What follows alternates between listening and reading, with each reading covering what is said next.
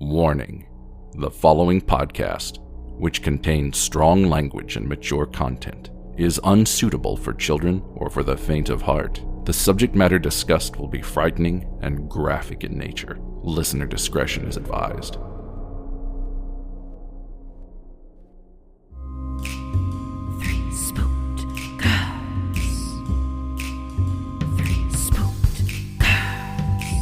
When you wanna hear about the paranormal, you get the Spooked Girls. True crime that makes you hypothermal. With the three Spooked Girls, stabby snippets will give you dreams. Tara and Jessica will make you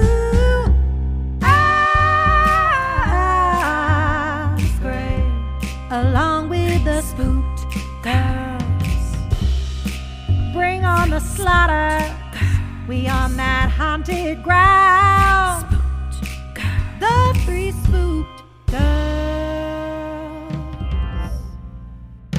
Hey Spooksters, and welcome back to another episode of Sunday Scaries here on Three Spooked Girls. My name is Tara, and as always, I'm here with my ghoul friend Jessica. Hello. And today is part 5 into our series covering the original Reddit stories that inspired the legend Staircases in the Woods. If you have not listened to the rest of the story, you're going to want to pause this, go back, and then rejoin us once you have binged parts 1 through 4. All right, so let's get into it. I'm a search and rescue officer for the U.S. Forest Service, and I have some stories to tell. Part 5. I apologize for the short update, guys. Things have gotten a little crazy around here, and I'm not sure how often I'll be able to update going forward. I really appreciate all of the support you guys have given me, and while I only have a couple of stories to share with you, I'll be interested to see what you all think. A firefighter who was helping us at the training op told me about a call he'd gone on, supposedly to help rescue a kid from an absolutely massive tree. He said they didn't give him details, just that they needed him to come out and help because they lacked the proper equipment. He had been called out specifically because this thing was so huge that the SARs didn't feel safe trying to climb it. He'd been a tree trimmer before joining the VFD, so it was really easy for him to grab his old equipment and come help out. He was let out about 2 miles, and the team stopped at one of the biggest trees in the area and pointed up. He laughed and asked the op captain how the kid had gotten up there, made some joke about the old cat in a tree thing, but the captain just shook his head and told him to get up there and get the kid down. He said he knew something was up, but he didn't want to push it. He said that as he climbed this tree, he was starting to wonder if they were playing a prank on him. There was no way this kid should have been able to climb this fucking thing. It was massive at the base, but about halfway up it started tapering, and I almost had to turn back a few times because I really didn't think it was going to hold me. But he said he kept going, and when he was just about at the top, he saw a flash of blue in the branches. I saw the kid's shirt sort of caught in a branch, and I called out to him and told him to come near me if he could, but he didn't say a thing. I kept moving, calling the kid's name and telling him not to be scared, that I was there to help him. By the time I got to him, I knew he wasn't going to answer me. I found him, or what was left of him, cradled in the fork of a branch, and the fact that he was up there was sheer luck. If he had fallen any other way, he would have come crashing down. It wouldn't have mattered though, because this kid was dead long before he ended up in that tree. I don't know who put him up there, or how, or why, but it was fucking sick. The kid's intestines had popped out of his mouth and were hanging in the branches. It was like some sick fucking Christmas tree, the way that they were draped all over everything. I got a better look and saw they had even popped out of his ass. His guts were hanging out at the bottom of his pants. His eyes were gone. I assume shoved out from whatever force caused him to fucking pop like a stress ball. You ever seen a body that had been floating in water for a long time and how their tongues kind of swell up and stick out? His was like that. I remember because there were flies crawling all over it. I think I must have gone into shock because, man, I just pushed that kid down with a stick I broke off a branch. I just kind of poked him until he fell. I don't know why I did that. I almost lost my job because of that. But man, the thought of hauling that kid down over my shoulder the whole way, gathering his guts up and coiling them around me like a rope so they wouldn't get snagged, I couldn't do it. I'd seen a lot of dead kids, more than I'd ever admit. I've seen a kid who hid in a full bathtub during a house fire, boiled him alive, turned him into literal soup. But this, I don't know what did this, but the thought of touching that kid's body made me feel like I was going to lose my mind. I heard him hit the ground and I figured everyone would freak out, but they knew he was dead when they sent me up there. They didn't say anything. They didn't shout or freak out or anything.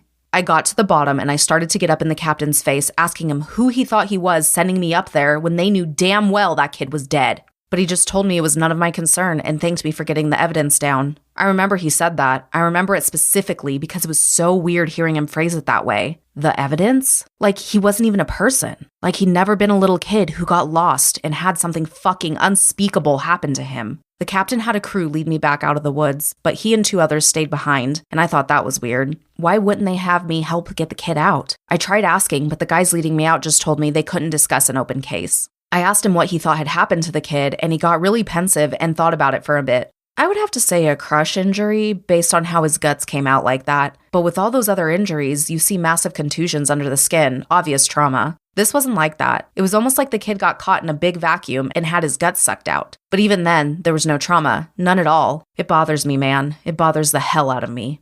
Now, one of the vets at the training op reads No Sleep, and he recognized my stories. He knows me pretty well, and we've swapped stories before. He asked if he could share something he'd noticed about the stairs and some thoughts he had. I'm really glad you decided to share these. I think it's important that people are aware of what's out there, especially since the Forest Service is doing such a good job at covering it all up. I asked him what he meant. What do you mean? What do you mean, what do I mean? The lack of any kind of media attention? No coverage of missing kids or bodies found miles from where they got lost in the first place? David Paulides hit this right on the head. The FS is doing everything they can to keep people from coming here, even if it isn't safe. I mean, to be fair, it's not like these things happen every day, but the numbers add up and it's worth looking into, especially the stairs. I was surprised he didn't mention the flipped ones. I didn't know what he was talking about. I couldn't remember him ever talking about something like that. He seemed somewhat incredulous. Dude, I can't believe you've been on this long without seeing them. No one told you about them?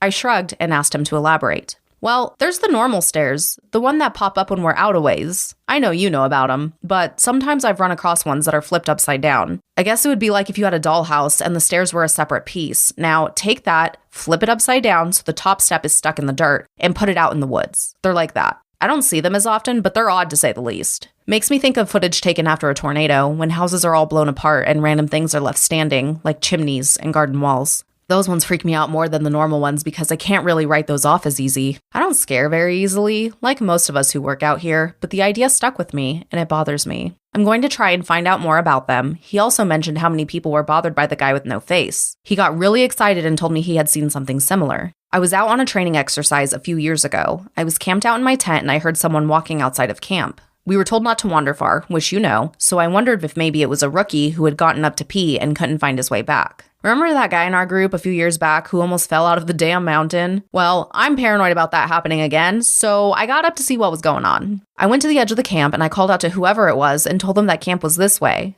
but they kept going back into the woods, so I went after them. I know it was stupid, but I was half asleep and I just really didn't want to deal with some idiot getting hurt. I followed this thing on a dead straight course for about a mile, and then it stopped on the edge of a little river. I could see the outline of it because the water was reflecting in the moon, and it looked like some ordinary guy. He had a pack on, and it looked like he was facing me. I asked him if he was okay, if he needed help, and he cocked his head like he didn't understand me. I always have my pocket knife on me, and it's got a little thumb light attached to it, so I turned that on and lit up his chest so I wouldn't blind him. He was breathing slow and deep, so I wondered if he was sleepwalking. I went closer and asked again if he was okay. I moved the light up and something didn't seem right, so I stopped. He kept breathing in this real slow, deep breaths, and I sort of figured out gradually that that was what was bothering me. It was like he was pretending to breathe, not actually doing it.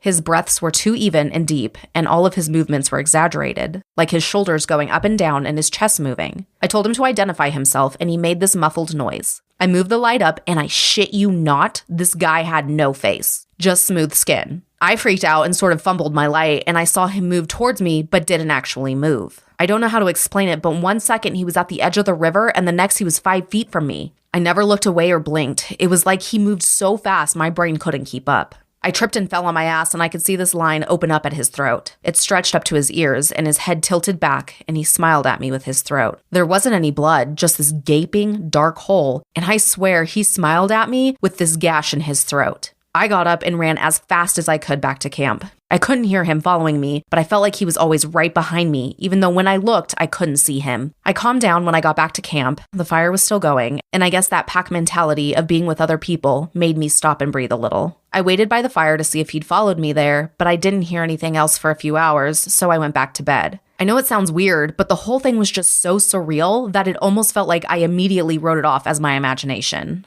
Now for this last one. We were telling ghost stories one night before bed, just to scare each other and poke fun at whoever got creeped out. Most of the time it was rookies, but one woman told a story that actually managed to get under my skin a little bit, and I know the same was true for others. She said it was true, but then again, every ghost story told around a campfire is true. Somehow, though, I don't think she was making it up. It had that ring of truth that only really traumatizing events have. She said that when she was a kid, her and her friend used to go out into the woods behind her house a lot. She lived in northern Maine, where there's a lot of dense, unpopulated forest. She said the woods up there aren't like they are here. They were so thick in places that the trees blocked out the sun almost completely. Her and her friend grew up there, so they weren't scared of being out there alone, but they did always maintain a sense of caution in certain areas. She said it was never really talked about, but they always knew never to go more than a mile or two beyond their homes. The adults never said why, but it was an unspoken rule that no one ventured out that far. Her and her friend made up stories about bears as big as houses that lived out there, and they used to scare each other by hiding and making growling noises while the others searched for them. She said one summer, there was a series of awful storms that blew down a lot of trees and set one part of the forest a few miles behind her house on fire. Fire crews got it under control, but she said some of them came back not quite the same. It was like they had been to war. You could tell who had really gotten scared because they had the same look on their faces. I think it's called shell shock. My friend and I said they were like Walking Dead people. They didn't smile or say anything if you went up to them, and most of them left town as soon as everything was over. I asked my parents about it, but they said they didn't know what I was talking about. Once everyone was told the woods were safe again, my friend and I decided to try and hike out there where the fire had been. We didn't tell our parents where we were going, and it was pretty exciting to think that we were disobeying them like that.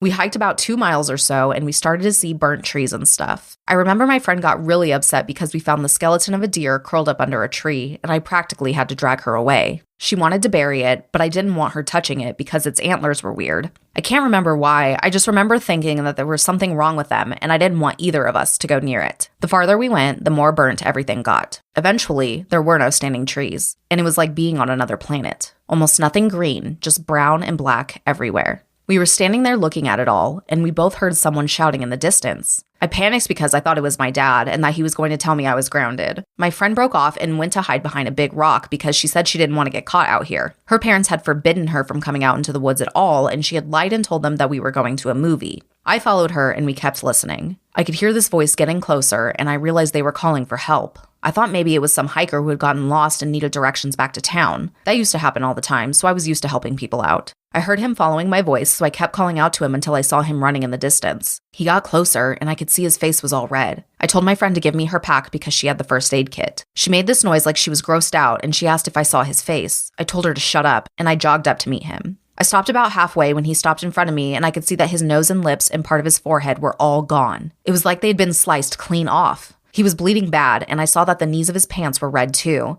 I took a step back, but I was too scared to move much, and he grabbed my shoulders. It felt like I got a shock, and he jerked back. He started babbling, and I couldn't tell what he was saying, except that he kept asking how long he had been gone. He asked me where his unit was, but I just shook my head. He looked me over, and he saw my Walkman, and he screamed. He just kept babbling and touching his face, and I realized he wasn't wearing the right clothing. He had on some kind of weird gray cloth jacket and almost formal pants on, and the jacket had these weird buttons and red borders on it. I kept shaking my head, and I told him I couldn't understand what he was saying. I went to open the first aid kit, and he just screamed again and said the only thing I could really understand. "Don't touch me. You'll make me go back there." After that, he ran off, and I could hear him screaming the whole time. When I couldn't hear him anymore, I turned around, and my friend was crying. I just turned around and started walking back toward town. She asked me over and over what had happened and who was that, but I didn't say anything. When we got home, I told her I didn't want to play in the woods with her anymore. We're still friends, but we don't talk about that guy. Not ever. All right, guys. Well, that is going to go ahead and wrap us up for today. We hope you enjoyed this week's Sunday Scaries and that you're enjoying this as a whole. We will be back on Thursday for another full episode. Bye, guys. Toodles.